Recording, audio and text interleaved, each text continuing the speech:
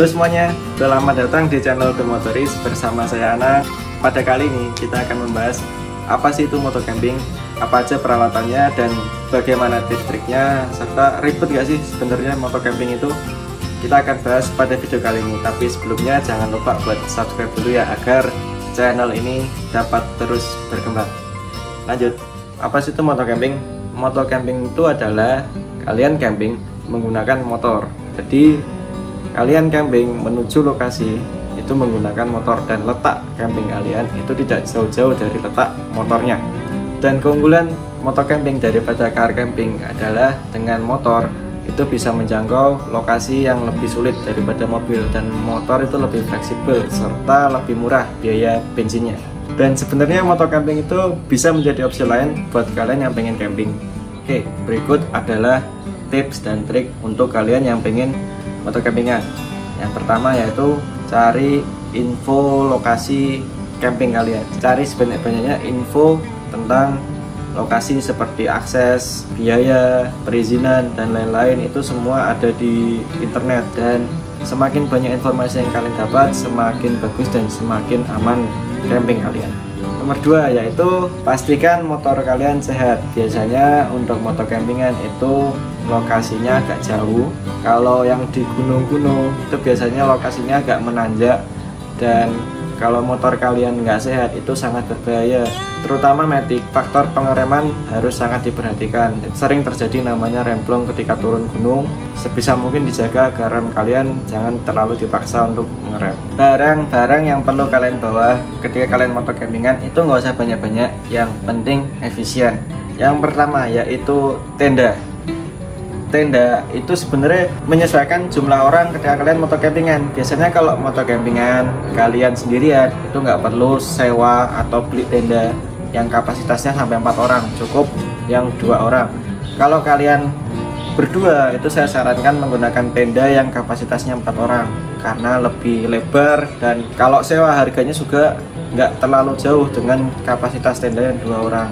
Dan saya sarankan kalau kalian menyewa tenda atau beli tenda itu beli tenda yang double layer ya, jangan yang single layer, karena ketika musim hujan yang double layer itu sangat bermanfaat untuk menepis air hujan masuk ke dalam tenda. Oke, lanjut, barang bawaan yang saya rekomendasikan berikutnya adalah tas carrier. Tas carrier ini sangat membantu kegiatan motor camping kalian, karena dengan tas carrier ini barang bawaan kalian bisa masuk semua ke sini. Dan tas carrier yang kami pakai ini yaitu mereknya Array, versi Toba, literannya 60 liter. Tas carrier ini sebenarnya nggak usah lebar-lebar, nggak usah besar-besar. Dengan kapasitas 40-60 liter itu udah sangat cukup buat motor campingan, apalagi kalau sendiri. Dan sebenarnya kalian tuh nggak perlu beli tas carrier, kalian juga bisa sewa tas carrier di persewaan alat outdoor. Alat selanjutnya yaitu alas terpal. Alas terpal ini fungsinya buat apa? Buat mengalasi tenda kalian. Jadi tenda itu nggak langsung menyentuh tanah, masih ada alasnya dulu. Dan ini juga kalau darurat bisa jadi fly sheet. Selanjutnya itu matras. Nah, matras yang kami pakai, yang kami rekomendasikan, ini beda dari matras-matras biasanya yang matras tentara-tentara gitu. Ini bagian luarnya itu menggunakan aluminium foil, sedangkan bagian dalamnya biasa. Dan ini tetap empuk. Ini mereknya dari Konsina. Yang jelas matras ini bisa menambah kenyamanan ketika tidur atau beraktivitas di dalam tenda. Selanjutnya yaitu kompor camping. Nah, kompor camping beserta gasnya, jangan lupa. Untuk kompor itu beraneka macam, bervariasi. Ada yang modelnya seperti ini, ada yang tanpa pelindung angin. Itu bervariasi sesuai harganya, dan yang ini kebetulan murah meriah, makanya baru sebentar ini sudah gak pada karatan di sini. Untuk gas itu kalian bisa beli sekali aja, sisanya isi ulang di toko persewaan alat outdoor. Murah kok, isi ulangnya cuma 5 ribuan. Lanjut yaitu nesting beserta sotil kayunya buat masak. Ini juga nesting yang satu paket pas itu pembelian dari toko online dengan kompornya. Ini juga yang murah meriah, makanya kelemahannya yaitu dia masih ada sisa-sisanya karena dia nggak anti lengket. Dan yang jelas juga kalian harus bawa ini buat masak-masak, ini sangat membantu dan ini juga murah, kecil, nggak terlalu besar. Dan di dalam paket nasinya udah ada ini buat sayur, buat sop. Alat selanjutnya yang biasanya dibawa yaitu sendok dan garpu serbaguna ini. Jadi di sini nggak cuma sendok dan garpu, sini ada pisau, ada pembuka botol, dan ada lain-lainnya yang bisa membantu kegiatan camping kalian. Tapi untuk makan menggunakan sendok dan garpu ini itu agak susah karena ukurannya kecil. Oke, lanjut. Senter. Ini senter juga murah, banyak dijual di mana-mana. Cahaya sebenarnya dia cukup terang. Keunggulan dari senter ini yang jelas dia punya panel surya di sini. Jadi kalau siang hari atau sore kalian bisa jemur senter ini, dan senter ini otomatis nge-charge. Biasanya kalau nge-charge dia indikatornya nyala di sini. Dan cara senter ini bekerja ini sebenarnya mudah banget, tinggal ditarik. Nah, langsung keluar dan dicantol di tenda kalian atau di luar buat menerangi ketika malam hari.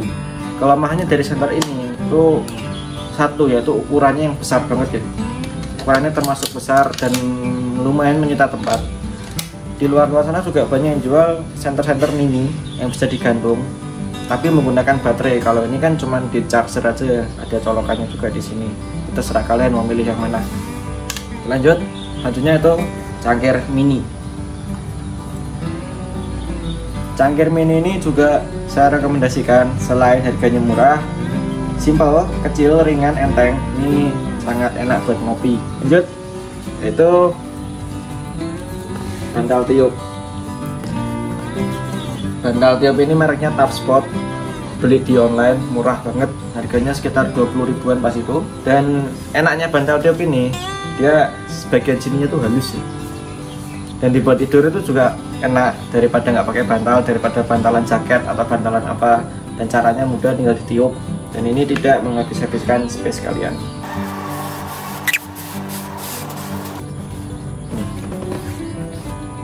Ini bantalnya kalau udah ditiup.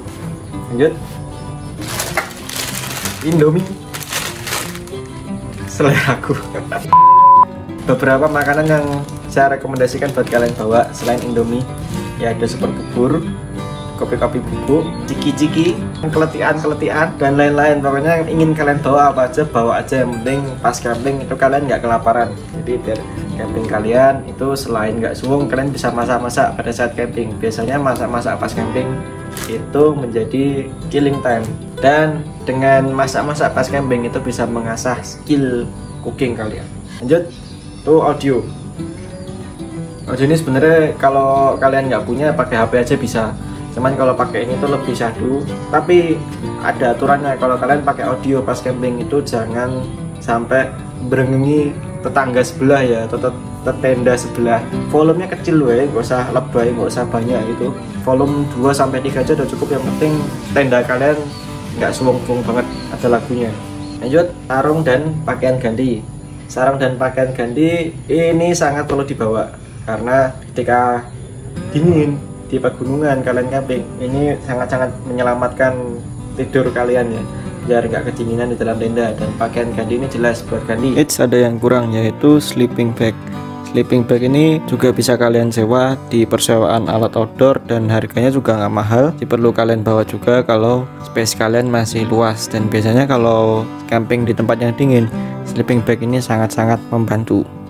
Terus selanjutnya yaitu alat mandi. Nah, alat mandi itu kalau bisa yang mini-mini aja. Kayak saya ini alat mandi saya masukin semua ke wadah kacamata bekas renang, shampoo, cuci muka, pasta gigi. Ini bener-bener simple, tidak menyita tempat, bisa ditaruh dimanapun.